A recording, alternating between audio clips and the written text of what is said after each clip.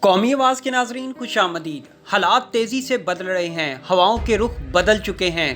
کون کس کے آگے سر جھکائے گا، کون کس کو آنکھیں دکھائے گا؟ پوری دنیا میں اس وقت افراتفری سی مچی ہوئی ہے۔ مشرق وسطیٰ میں الگ لاوا گرم ہو رہا ہے اور ایشیا میں الگ ٹھنڈ کے اس موسم میں بھی سرحدوں پر گہما گہمی جاری ہے۔ دوسروں کے گھروں میں آگ لگانے والا بھارت آج خود آگ میں جل رہا ہے۔ دوستو، آج کی ویڈیو میں ایران، سعودی عرب، امریکہ سے متعلق ایسی خبر آپ کے سامنے لائے ہیں جو بالخصوص سعودی عرب کے لیے انتہائی خطرناک ہے۔ محمد بن سلمان اس وقت کن چکروں میں پھر رہے ہیں؟ امریکی صدر جو بائیڈن کس طرح ایران کے جوہری پروگرام کو لے کر پوری امت مسلمہ کے ساتھ ڈبل گیم کھیل رہا ہے؟ جو بائیڈن کی جوہری ڈپلومیسی کیا ہے؟ اصل حقائق کیا ہیں؟ کیا واقعی امریکی صدر جو بائیڈن ایران کو سافٹ کارنر دینے جا رہا ہے یا محض ڈرامے بازی کر رہا ہے؟ محمد بن سلمان کس دلدل میں پھنس چکا ہے جہاں سے اس کے لیے نکلنا انتہائی مشکل ہی نہیں بلکہ ناممکن ہوتا جا رہا ہے؟ عرب ممالک نے کیسے پلٹا مارنا شروع کر دیا ہے؟ کیوں آج تمام ممالک کے شہریوں کو متحدہ عرب امارات کی شہریت دی جا رہی ہے؟ اصل رولا ہے کیا؟ آئیے ویڈیو کی تفصیل کی طرف چلتے ہیں۔ دوستو، ویڈیو میں آگے بڑھنے سے قبل اگر آپ نے قومی آواز کو ابھی تک سبسکرائب نہیں کیا تو اسے سبسکرائب اور بیل آئیکن پر کلک ضرور کریں، کیونکہ یہ میری اور آپ کی نہیں بلکہ پوری قوم کی آواز ہے۔ آپ میری سابقہ ویڈیوز اٹھا کر دیکھ لیں جس میں ہم نے یہ واضح کہا تھا کہ جتنا معصوم آپ جو بائیڈن کو سمجھ رہے ہیں یہ اس سے 100 گنا زیادہ چلاک نکلے گا اور دنیا میں پہلے سے زیادہ تباہی پھیلائے گا۔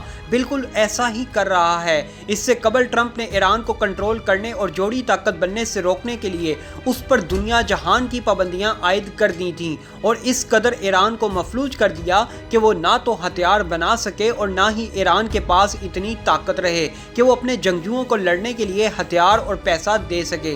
یہ پالیسی تھی ٹرمپ کی، لیکن موجودہ امریکی صدر بائیڈن ایران معاملے پر بالکل سیدھا ہو چکا ہے۔ جو بائیڈن نے صدارت سے قبل یہ پیغام دیا تھا کہ وہ ایران کے ساتھ معاملات کو طے کرے گا، لیکن آپ دیکھ لیں آتے ساتھ ہی مکر گیا اور کہنے لگا کہ ایران کو پہلے ہمیں اقدامات کر کے دکھانا ہوں گے کہ وہ جوہری ہتھیار نہیں بنا رہا۔ دوسری طرف عالمی طاقتوں نے سعودی عرب پر حملے شروع کروا رکھے ہیں جس کا سارا الزام ایران پر لگایا جا رہا ہے۔ مطلب ایران اور سعودی عرب کے درمیان کشیدگی کو ہوا دی جا رہی ہے اور یقین کریں اس وقت سعودی عرب کے اندر لاوا پک رہا ہے۔ سعودی عرب کیونکہ اس وقت پھنسا پڑا ہے اس لیے وہ اپنے اوپر ہونے والے حملوں کو کسی مصلحت کے تحت برداشت کر رہا ہے، کیونکہ سعودی عرب کی حفاظت اور لڑنے والی پاکستان کی دلیر فوج کی قیادت کو تو محمد بن سلمان ناراض کر بیٹھا ہے۔ اس نے سمجھ لیا تھا کہ اس کی یاریاں امریکہ اسرائیل کے ساتھ بہت مضبوط ہو چکی ہیں،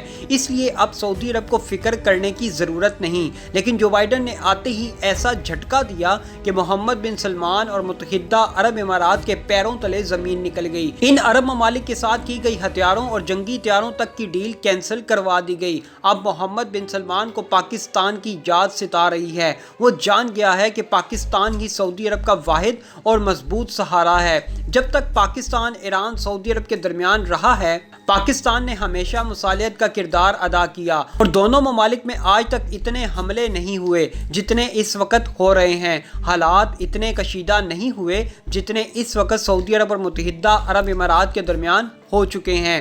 ایک براہ راست لڑائی ایران اور سعودی عرب کے لیے تباہ کن ثابت ہوگی اور یہ عالمی اور غیر مسلم طاقتیں چاہتی ہیں کہ مسلمانوں کے دو بڑے فرقوں کے مرکزی ممالک ایران اور سعودی عرب کے درمیان لڑائی کروا کر عالم اسلام میں شیعہ سنی فساد برپا کروا دیا جائے اور یوں اس جنگ کا دائرہ کار دیگر اسلامی ممالک میں پھیلا دیا جائے۔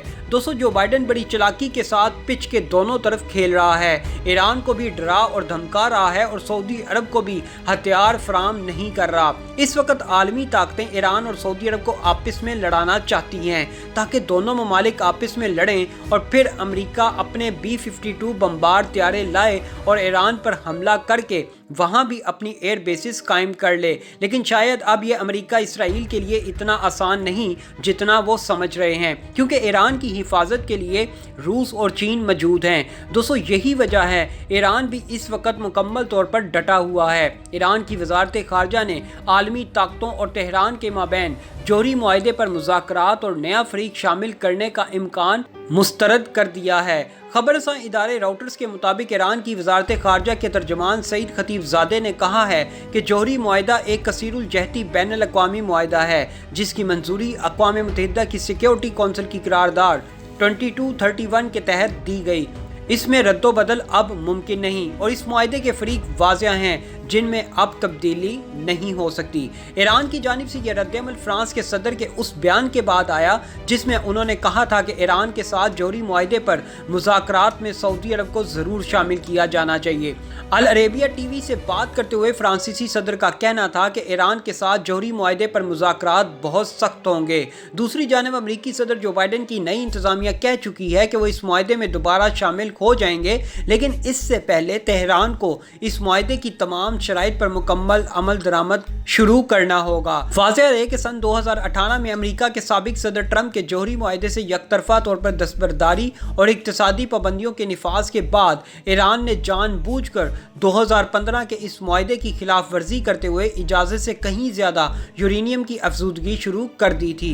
जौहरी मुआहिदे के तहत अमेरिका, चीन, फ्रांस, रूस, बरतानिया और जर्मनी ने ईरान के जौहरी प्रोग्राम पर बैनुल अक़वामी निगरानी के एवज़ पाबंदियों में नरमी की थी। दोस्तों, इस वक्त नए अमेरिकी सदर के इरादे इंतहाई खतरनाक लग रहे हैं। वो ट्रंप की तरह सॉफ्ट कॉर्नर रखते हुए अब किसी की मिन्नतें तरले नहीं करने वाला। अब अमेरिका अपनी दोबारा सुपरमेसी कायम करने के लिए अपनी सुपर फोर्स का इस्तेमाल दोबारा शुरू करने वाला है।